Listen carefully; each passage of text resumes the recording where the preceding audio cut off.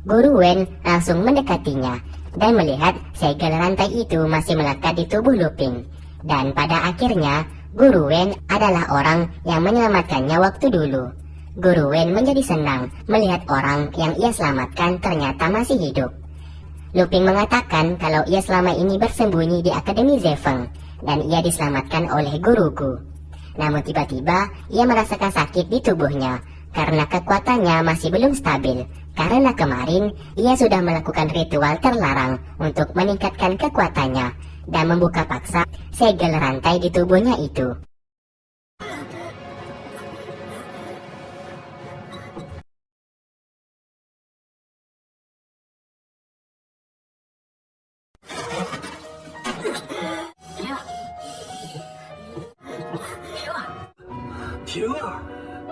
Guru Wen yang melihat keadaan Lupin menyuruhnya untuk tidak usah mengikuti kompetisi tempur tenaga karena ia takut identitasnya yang merupakan seorang pembangkit akan ketahuan oleh orang-orang. Dan hal tersebut sangat berbahaya karena bisa saja geng Sanhai nantinya datang dan menangkapnya kembali. Lupin lalu mengiyakan perintah dari Guru Wen. Di saat ia di jalan pulang, ia bertemu dengan Kisang yang telah menggunakan gaun yang ia berikan. Terlihat Kisang sangat cantik dengan gunung kembar yang lumayan gede.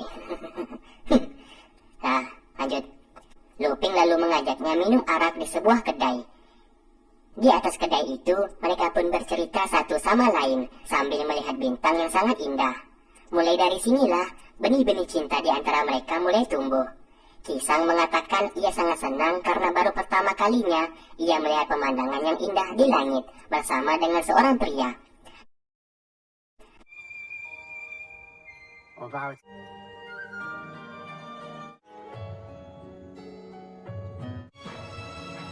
Karena sudah terlalu banyak minum, Kisang akhirnya mabuk dan tertidur di bahunya. Sesaat Lupin mengatakan kalau ia ingin menjadi manusia normal, sama seperti yang lainnya, dan ia akan berusaha melepaskan segel rantai di tubuhnya, dan itu merupakan keinginannya selama 10 tahun terakhir.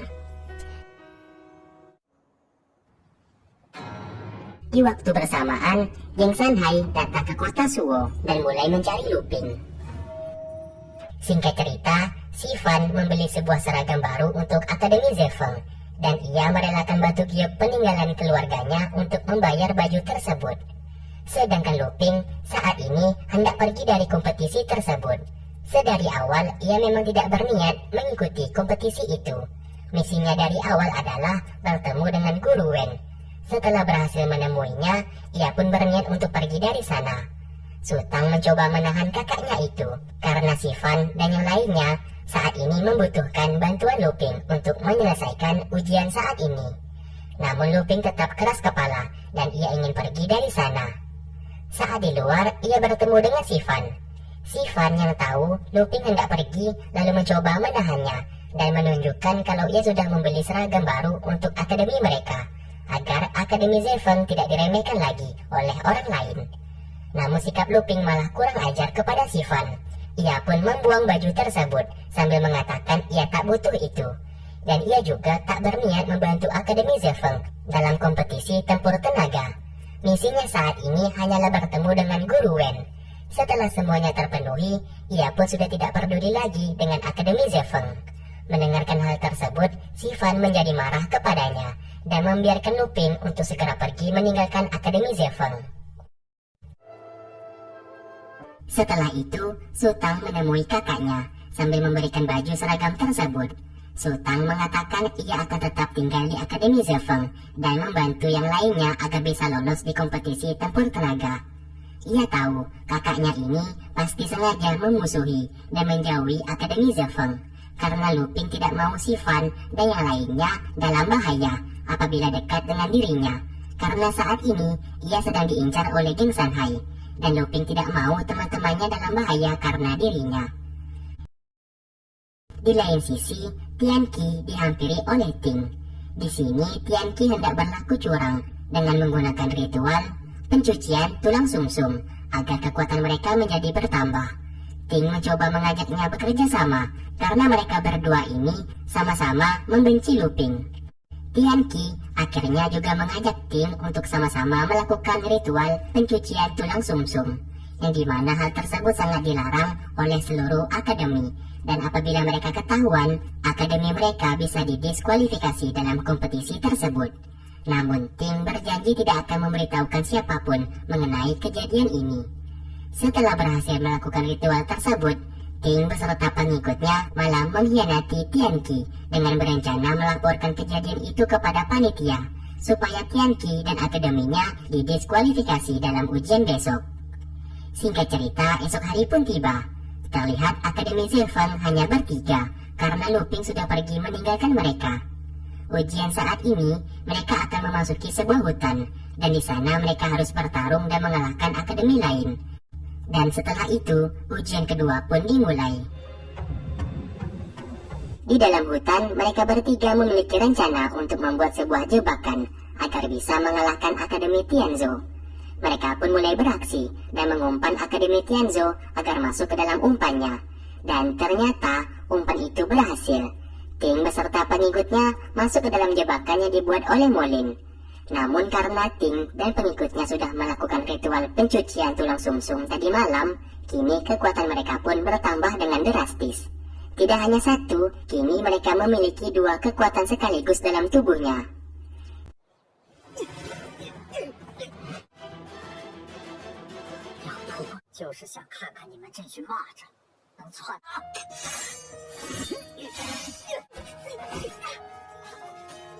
Singkatnya, Qisang dan Ling melihat Akademi Tianzhou dan Akademi Zefeng saling bertarung.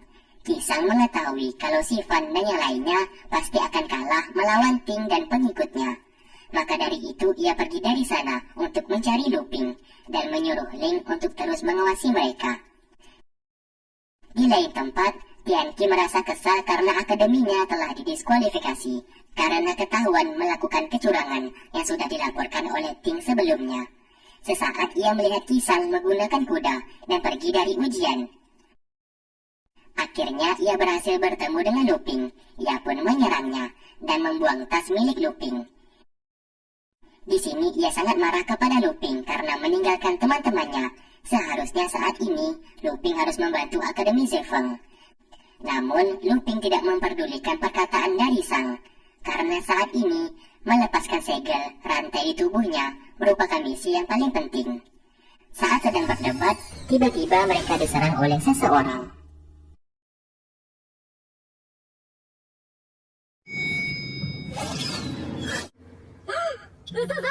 Ternyata yang menyerang mereka adalah Tianqi. Tianqi lalu mengajak Lupin untuk bertarung. Hanya menunjukkan sedikit kekuatan yang dimiliki oleh Lupin, Tianqi menjadi sangat takut dan ia pun langsung pergi dari sana. Qisang melihat kalau Lupin masih membawa seragam Akademi Zefeng. Maka dari itu, ia tahu kalau Lupin masih memikirkan Akademi Zefeng. Ia pun membawa Lupin ke suatu tempat. Tianqi sesaat menyadari kalau lencana milik Lupin tadi sempat terjatuh. Ia pun kembali dan mencarinya. Dan benar saja, lencana yang tertulis nama Lupin berada di tanah. Dan ia pun mengambilnya. Pengikutnya mengatakan kalau Lupin saat ini hendak menemui Guru Wen. Maka dari itu Tianqi berniat menemui Guru Wen sekarang. Di lain sisi, terlihat Guru Wen masih menunggu kedatangan Lupin karena mereka sudah membuat janji untuk bertemu.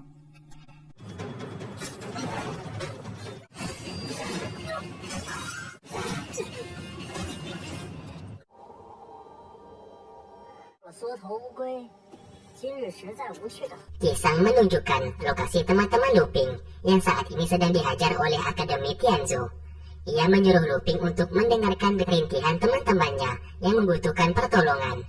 Qisang lalu memegang wajahnya sambil membujuk Lupin agar mau membantu mereka dan menyingkirkan sifat ego yang dimilikinya. Akhirnya Lupin dengan kekuatan suara mendengarkan saat ini adik dan teman-temannya memang membutuhkan pertolongan. Singkat cerita, Si Fan di saat itu dipaksa oleh Ting untuk menyerah. Namun Si Fan tetap dengan tekadnya dan tak akan menyerah dengan mudah. Dan tiba-tiba, pahlawan kita akhirnya datang. Lupin menghajar mereka semua tanpa ampun. Namun, Ting bersikap curang dengan menyandera Si Fan dan meminta Akademi Zefeng menyerahkan kembang api milik mereka. Luping akhirnya menyerahkan kembang api tersebut kepadanya. Di saat Ting hendak menyalakan kembang api itu, sesaat si Fan menahan tangannya, namun aksi itu tetap gagal, dan Ting berhasil menyalakan kembang api milik Akademi Zefeng, yang menandakan Akademi Zefeng telah gugur. Namun siapa sangka, kembang api itu ternyata milik akademinya sendiri, dan yang gugur saat ini adalah Akademi Tianzhou. Ternyata sebelumnya, si Fan berhasil menggunakan kekuatan pikiran kepada Ting, dan mengganti kembang api tersebut. Ting menjadi kesal karena ia telah ditipu oleh mereka.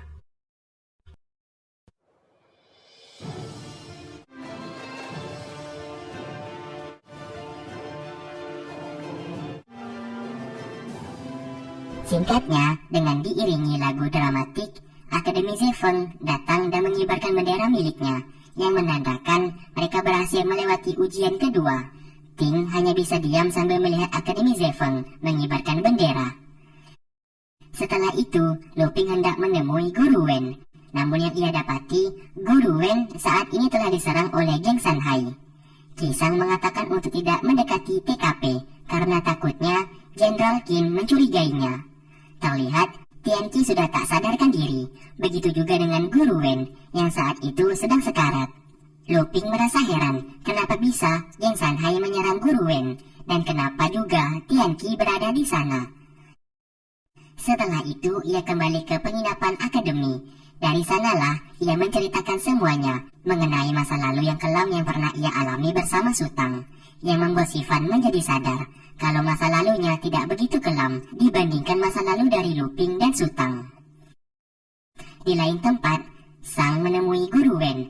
Dari sanalah, Guru Wen bercerita kalau tadi ia hendak bertemu dengan Luping, namun Luping tidak kunjung datang. Namun yang datang malah Tianqi yang membawa lencana milik Luping. Lalu tiba-tiba mereka diserang oleh geng Sanhai, yang ternyata geng Sanhai mengira kalau Tianqi adalah Luping, karena Tianqi membawa lencana milik Luping. Di saat ia hendak diserang, Guru Wen berhasil menembak sebuah senjata yang tepat mengenai bahu kiri seorang pria dari geng Sanhai. Lalu Guru Wen menyuruh Qisang menceritakan semuanya ini kepada Luping, dan ia menyuruh mereka untuk lebih berhati-hati lagi. Lalu di malam harinya, mereka semua berkumpul. Qisang lalu menceritakan semuanya kepada Luping. Luping mengatakan tempat teraman untuknya saat ini adalah mengikuti kompetisi. Apabila ia keluar dari kompetisi, geng Sanhai nantinya akan dengan mudah menangkapnya. Lalu untuk meredakan situasi, mereka pun minum-minum agar bisa sedikit lebih tenang. Singkatnya, mereka semua pun mabuk dan tertidur, kecuali Luping yang masih terjaga. Ia pun pergi dari sana. Ternyata, Sutang menyadari ada yang tidak beres dengan kakaknya. Maka dari itu, ia hanya pura-pura tertidur. Ia pun menyusul kakaknya. Ia tahu kalau Luping hendak menemui orang yang ia curigai yang telah melukai Guru Wen. Dan ternyata, ia mencurigai kalau Guru Gu merupakan orang yang telah mencelakai Guru Wen. Ia tahu King Sanhai tidak akan sembrono untuk menyerang seseorang. Maka dari itu, ia pun pergi dari sana untuk menemui gurunya. Di lain tempat, Guru Gu sedang didatangi oleh si Awan, karena Awan menuduh kalau Akademi Zefeng yang sudah memfitnah anaknya, menggunakan ritual pencucian tulang sumsum agar mendapatkan kekuatan. Guru Gu terus mengelak dan menyangkal tuduhan tersebut. Tak lama kemudian, Luping dan Sutang tiba di sana. Sutang mengatakan di luar saat ini banyak prajurit kerajaan sedang menjaga keamanan. Kalau Awan tidak mau pergi dari sana, ia akan melaporkan kepada prajurit. Alhasil, Awan yang ketakutan akhirnya pergi dari sana. Setelah itu, Luping sengaja menepuk bahu kiri Guru Gu sambil bertanya apakah gurunya disakiti oleh Awan atau tidak. Terlihat Guru Gu seperti mengelak sambil mengatakan kalau ia baik-baik saja. Dan setelah itu ia pun pergi dari sana. Setelah itu, Luping mengatakan kepada Sutang kalau Guru Gu seperti menjaga sisi kiri bahunya. Ia pun teringat akan ucapan dari Qisang kalau saat itu Guru Wen sempat menembak sebuah anak panah dan mengenai sisi kiri bahu pria yang menyerang Guru Wen. Dan ternyata memang benar. Terlihat Guru Gu melepaskan pakaiannya dan luka di sisi kiri bahunya terlihat seperti habis diserang oleh seseorang. Guru Gu lalu menekan anak panah tersebut hingga masuk ke dalam tubuhnya, sambil mengatakan ia tidak menyangka kalau Lupin berhasil mencurigai dirinya. Dan part ke-6 pun selesai. Oke, terima kasih buat kalian yang sudah stay tune terus di channel ini dan menunggu video-video yang aku upload. Sampai berjumpa di part berikutnya. Wassalamualaikum warahmatullahi wabarakatuh.